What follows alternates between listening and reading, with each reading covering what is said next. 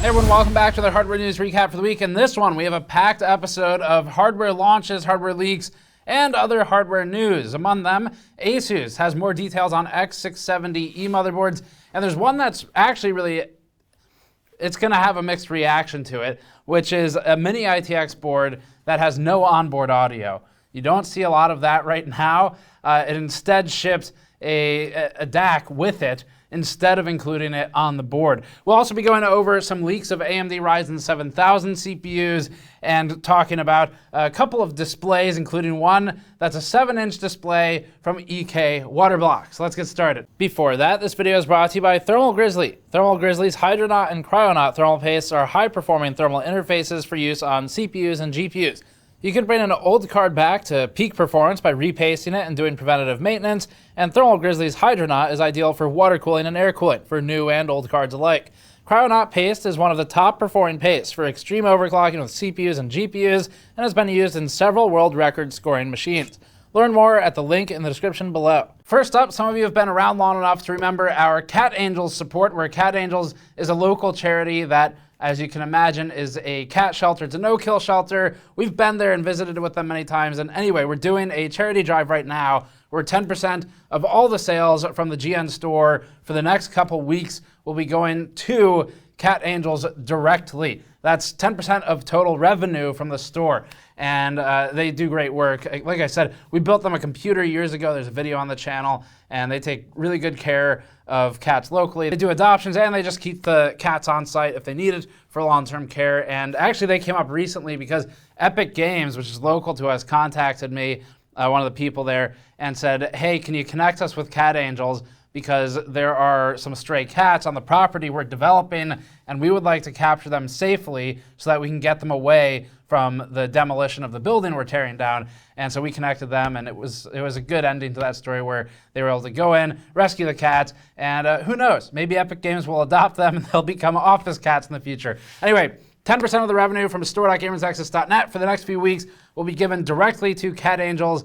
And if you want to help out, you should grab something there. We have some coasters in stock, the 4-pack computer hardware coasters. These are super cool, unique products that we developed entirely in-house. And they use a 3D design that shows different components like GPUs, SMDs, CPU, VRM, or motherboard components, and even just a simple computer fan. Now, we have an okay amount of these in stock right now, but we actually do not plan on restocking this particular coaster pack anytime in the near future. So if you want it, this is going to be your last chance for now, at least, that you'll have to get it. And as we said before, these are meant to be sort of a collectible series going forward, so you can imagine we have more coming up. But if you want to grab the first pack, this is going to be the last opportunity for quite a while, and it helps to support them with their cat rescue and adoptions. Okay, so fun news aside and positive stuff, let's talk about ASUS removing onboard audio, much to the chagrin of users everywhere, potentially. ASUS is the first of the X670E motherboard makers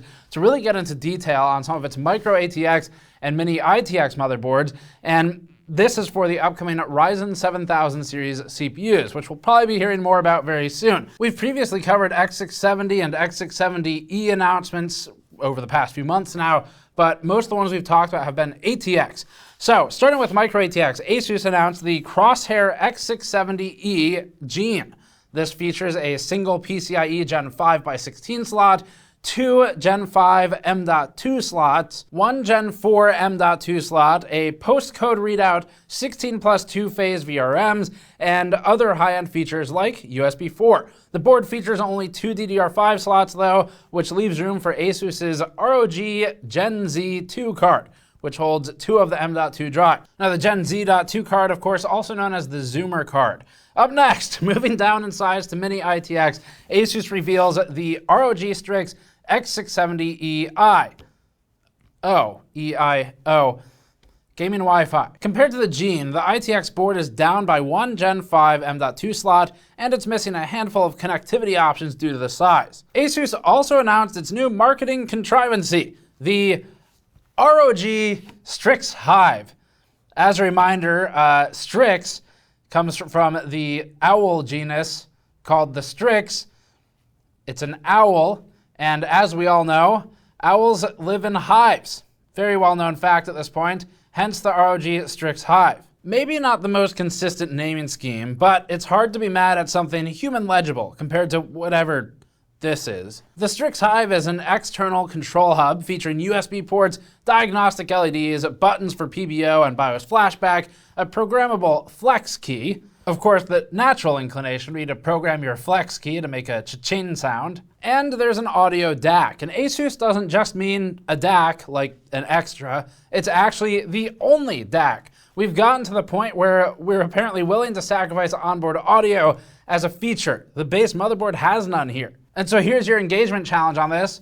Let us know in the comments what you think of this. Genuinely, we're really curious here because onboard audio has been around for a long time, and we haven't seen many boards in this space without it. Now, of course, there's still boards that don't include onboard audio, but let us know if you think you're okay with reusing the real estate for other things to then use a separate DAC for it. Now, aside from these motherboards, these small ones, and their creative solutions, ASUS also has a couple of the ATX Pro Art boards. They've got the Pro Art X670E Creator Wi-Fi and the Prime X670E Pro Wi-Fi as well. We'll probably be talking about these motherboards more in the near future, including their competitors, of course. As we get into X670, Ryzen 7000 testing, we have some really good tests lined up for it. And personally, I'm excited to get back into some extreme overclocking with liquid nitrogen on these CPUs because it's been a while, and these look like they're going to be fun to work with. So we'll have some live streams about that once it's time. All right, next one. Surprising nobody, there's another Ryzen 7000 leak.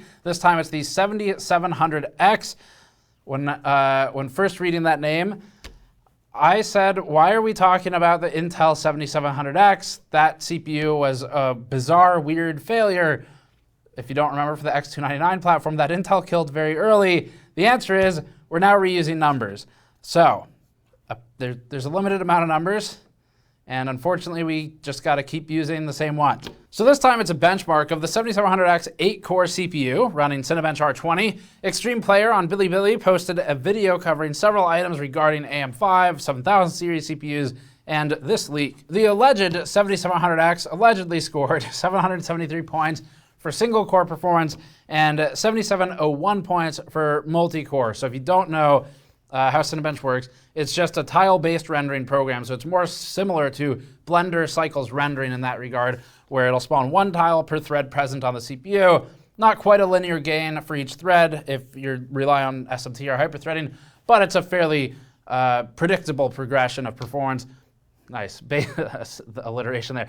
Based on the core count. So for this one, if you look around the internet, you'll find 5800X data, for example, that would translate these results to roughly a 24% increase in single-core performance versus a 5800X from last generation, or about a 26% increase in multi-core performance for this specific benchmark. It doesn't translate to everything. Cinebench doesn't represent gaming at all.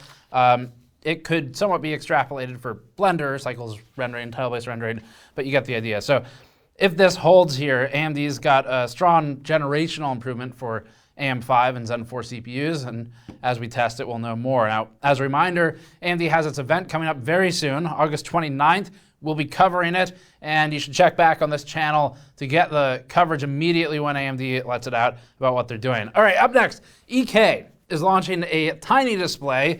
This is an EK Quantum monitor, that's what they're calling it, it's not actually Quantum. It goes in your computer, and it is the Lumen. This launches with a 7-inch IPS panel inside of an aluminum frame. It has holes to facilitate mounting sort of wherever you can fit it, and the Lumen has a resolution of 1024 by 600. It uses HDMI for the display signal, and it'll show up just like any other monitor to your OS. Type-C is also included, but we're unsure if it's only there for power or if you can leverage the DisplayPort over Type-C as well. Now, the announcement page claims the Lumen will add another dimension to your PC. Now, of course, the EK marketing page couldn't get by without some sort of silly language, and this one said that it will add another dimension to your PC. So up there with 4D armrests, we're now in the tesseract of gaming computers, where it just seems to infinitely spiral into itself as one dimension absorbs another, and they create this time dilation device that distorts reality. I don't know. It's always dimensions. Cooler Master has some new cases, the CMP 520 and the 320 cases. So these are launching as budget-oriented options that are focused on air cooling. They have, I misread the product page and thought it said Geodude, and much to my chagrin, it did not. I think it just said like geometry or something. So that was sad. It's not a Geodude case. But Cooler Master, if you're listening, I don't think Nintendo would mind if you use their IP to make a Geodude case, because I think that would be cool. Anyway, these have ARGB fans behind a mesh front panel. That panel is advertised as being inspired by asymmetrical crystal formations, but it's clearly rotationally symmetrical. So Cooler Master, get your marketing right. The two new CMP cases are very similar, with 520 being intended for ATX motherboards and below, and the 320 maxing out at micro ATX motherboards. Similarities include a tempered glass side panel, almost a given these days, ARGB 120mm fans, support for 240mm radiators and 280s, and support for large graphics cards. Cooler Master is also launching L versions of both cases that do not have ARGB controllers or front fans, and instead only come with a single rear unilluminated 120mm fan. We don't know pricing for these cases yet, but between the stamped steel construction, the lack of cable grommets, and the pop-out style PCIe slot covers, we're certain that it will be on the low end, even more so for the L variants. That said, as long as they perform fine, then the money saved can be used to go into other components that matter more. And while we're on this topic, let us know in the comments for some of our next case reviews, what price range would you like us to look at? We've looked at stuff all over the spectrum of probably about $80 to $200 recently. We haven't really looked at anything under 80. If you're interested in that category, give us some suggestions in the comments. There's your engagement challenge for the week. And find us some things that you think would be interesting to have data on let's say like $30 to $80 price range, and then we'll look at some of the highest voted ones. Up next, Fractal has launched new cases onto the market. It's got two Meshify 2s and two of the Define 7s. Both are in mini and nano options, so they're smaller. The minis are for micro ATX and below, and the nanos are for Mini-ITX or Mini-DTX. And these new models follow after the Torrent Compact and Nano previously. If you haven't heard of Mini-DTX before, it's relatively rare, but it's not new. It's a form factor that's taller than Mini-ITX, but smaller than Micro ATX, and Wikipedia's image does a good job of showing this. Fractal kept the angular mesh motif on the Meshify 2 Mini's front panel, although it unfortunately has a nylon mesh filter behind the metal mesh. We found that stacking filters like this causes unnecessary airflow impedance, but it's all case-by-case basis. Some of them can get by with a little more than a few degrees of loss, and some of them are much worse. The power supply shroud is partially removable for the front radiator support and cable routing. Drive mounting options include two 3.5-inch bays in the power supply shroud, 4 2.5-inch mount locations total, and fan support for the Meshify 2 Mini includes two 120mm or 140mm fans in the top, and up to 3 120 or 2 140s in the front. So as the name implies, just a small Meshify 2. The concerns here would be airflow being a bit rough for the GPU in this one. You've got the power supply shroud that's closer because it doesn't have as many expansion slots between the two of them. Also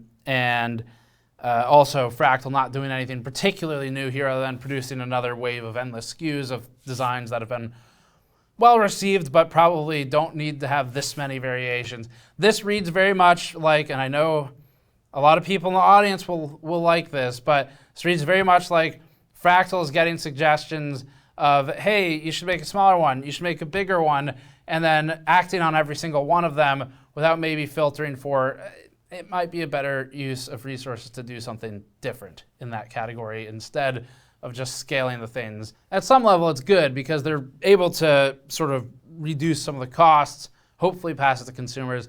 On the other hand, Fractal risks running really close to that line it used to be at with the old Define series. If you remember the pre-Meshify days where everything just starts to look the same. And they're doing that except with a different category now. So anyway, we'd like to see a little bit more variety here than just smaller and larger versions of the things that have been successful, but this is sort of what Fractal does. They oscillate between new thing and then spamming the market with a bunch of that thing. So anyway, the Define 7 differences include a closed front panel with side vents, a top panel that can be swapped for ventilated or solid, 2 more Type A USB ports up front, some sound damping material on various panels. And then the Meshify 2 Nano supports Mini-ITX and Mini-DTX boards and features only 2 PCIe expansion slots. This case will have problems with modern GPU support. It maxes out at 57mm or 2.8 slots maximally. This would put the cooler right up against the power supply shroud, although the PSU shroud surface is slightly ventilated. Even with that ventilation, it's still ultimately going to have a power supply in it and a bunch of cables and maybe drives, and then you still have to get outside of the case, that chamber, and down into the floor to bring air in. So the ventilation not going to help a whole lot here, and GPU air supply is going to be the biggest concern for this case. We think you don't want to put something too high powered in there or too fat, because then it's going to run too close to the power supply shroud and you're just restricting it. Now, interestingly, Fractal does include an air guide for the bottom front of the case to direct airflow towards the video card. It'd be fun to test it, but we're just not going to test these cases because that'd require a new bench for something that's a different form factor than we normally do, and we just don't have time right now for a bunch of cases that look the same as all the other cases they released. To say it frankly, we've got a lot of other cases that are more interesting and new that we are having trouble getting through already. Now, one feature we do like is that all of the cases can have that very top panel entirely removed, which gives much better ease of access for people building the computer to work on the top, especially the EPS 12-volt cables.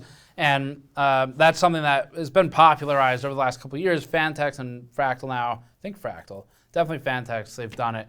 And it's one of the best features we've seen on a case in a long time, where it just makes the building process so much more painless.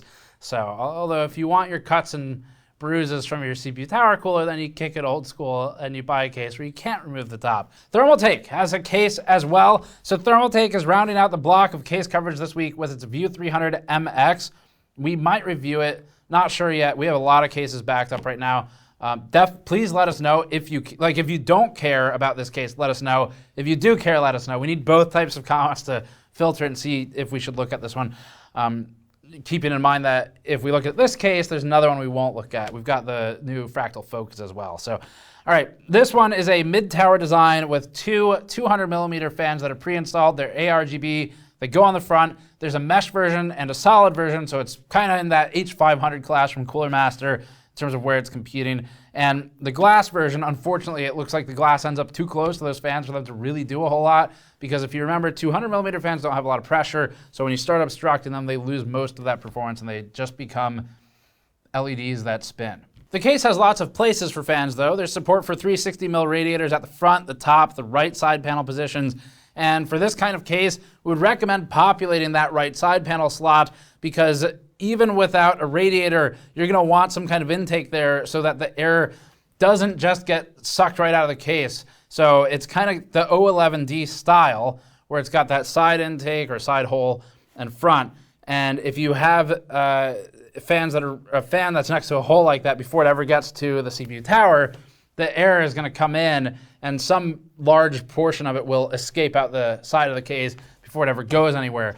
So not the best design there. And same thing, if you populate the side but not the front, you need something as a barrier, either a sheet of glass or you use other fans that are intake as well. So just keep that in mind with this one, because otherwise you are going to be losing a lot of your cooling potential. And the Thermaltake promotional images do a really bad job of this, where they show it actually as intake in the front and exhaust pulling it out immediately. So hopefully these are just Thermaltake's new reversible SWA fans, that's the name of it, which could be intake in this orientation, but for any other fan, you'd want to install them the usual orientation. As the last feature to call out, the expansion slot area can be rotated to natively support either traditional or vertical GPU mounting, and a few 3.5-inch drive bays sit in the bottom. So this case is supposed to be $160. It could be a decent performer in that price class if it's configured properly. Thermaltake here is giving you enough tools, though, to configure it in a really bad way. Doesn't necessarily mean Thermaltake's done a bad job, because it's up to you to populate the fan slots correctly, but it does mean that they're taking away some of the training wheels that would prevent you from misconfiguring it in other situations. Up next, VESA, the Video Electronics Standards Association, almost lost me there, has launched a new certification that it is calling the Clear Motion Ratio. And this is called Clear MR for short, or CMR for even shorter. Clear motion ratio is designed to quantify motion blur in displays. VESA claims that the current methods, such as MPRT or motion picture response time, are flawed due to being time-based metrics and not accounting for image quality. CMR is an actual numerical value based on the ratio of clear pixels to blurry pixels observed in specific test conditions. As the website says, clear MR 7000, for example, is defined as a CMR range of 65 to 75 times more clear pixels than blurry pixels. So this approach uses a high-speed camera to take pictures of the display, and then what it does is it compiles the images and it profiles them to analyze this CMR value. And products are tested in their default out-of-box state for the maximum refresh rate, and backlight strobing is an exception where, for what VESA is doing, they mandate that it should be disabled for all of the tests if possible. So CMR is broken up into a few tiers. It goes from clear MR 3000 to clear MR 9000. Unfortunately, there are not any rankings that exceed 9000 here, and the ranges use 1000 interval steps to represent the different visually distinguishable changes in clarity. So every 1000 mark is something that you will definitely notice is what they're saying. CMR will be applicable to all digital displays. That includes monitors, TVs, theoretically embedded displays, or things like that. And it's regardless of panel type. Vendors who want to take part in this have to send their displays out to a VESA authorized test center and pay for validation. At this time, though, only a handful of LG and HP monitors have been certified. Response times and refresh rates don't necessarily translate to image quality when there's motion, where you get even a 240 Hz monitor can look like a blurry mess if it's not configured correctly and calibrated correctly from the factory. So this type of objective metric is one that could potentially add some real value to the display selection space. Just it becomes a matter of if it can be gained by manufacturers, as always. Next one, Corsair. Speaking of monitors, makes a Bendy monitor. This one is its recently announced endeavor to fix a problem that we all know monitors have, even since the CRT days, and that's that they don't bend. The Corsair announced its Xeneon Flex 45 WQHD 240. This is the Bendy straw equivalent in monitors. The monitor uses a mechanical backplane that the user can adjust to modify the radius of the curve of the monitor. The company markets it as, quote, the world's first 45-inch 21:9 OLED gaming display. Just like we're the world's first computer hardware review channel named Gamers Nexus. You specified enough, you can always be first. Tell that to the YouTube commenters. The display can go from flat to an 800R bend. It's an interesting gimmick, although realistically, like most middling products that can kind of bounce between things, people will probably just set it to one of the settings and then never touch it again. Windows 11 might damage your data. No, that's not hyperbole, that's what Microsoft says. Windows has released a bulletin now for potential data damage, they call it, for modern architectures of CPUs and platforms. This applies to PCs and servers running Windows 11 and Windows Server 2022 with CPUs supporting Vector Advanced Encryption Standard, or VAES. Affected architectures include Intel's Ice Lake, Tiger Lake, and Rocket Lake, as well as AMD's Zen 4. Alder Lake could theoretically be affected, but only if the user has disabled E-cores and enabled AVX 512. Microsoft is not specific about how much or what type of data damage could be occurring or if it's recoverable, but recommends updating to at least the May 24th preview release to mitigate the issue. Those users who already downloaded this update could be experiencing performance degradation as bad as half the original performance in AES or VAES operations, such as in BitLocker, TLS, or disk throughput, especially for enterprise. Updating to the June 23rd preview or July 12th security release will restore the performance lost. Lord of the Rings keyboards. Up next, these are a real and licensed thing. Drop has partnered with Middle-earth Enterprises to release Dwarven and Elvish keyboards. Dwarvish and Lord of the Rings lingo. I've always used Dwarven. I'm gonna get yelled at in the comments. So there's keycap sets here as well. It's well known, of course, among fantasy buffs that Tolkien created functional languages for his world that can be both written and spoken, and now you can own purpose-built keyboards to type them. The pre-built keyboards are based on Drop's aluminum Enter model, which is a 10-keyless board and connects via USB-C. The switches do feature white LED backlighting, but the light doesn't come through the keycaps themselves as they are dye-sublimated PBT. The included keycap sets are the training variety, which feature both fantasy and real-life legends. In addition to those, the standalone sets are available in hardcore. These are printed in only the Fantasy Legend and in ortholinear. So it's for keyboards built on a grid rather than a standard layout. And it's just up to you of how well you can read the languages, or if you've memorized the keyboard, in which case you're fine. According to one of the questions in the Q&A section on the page, though, we've got a good one here.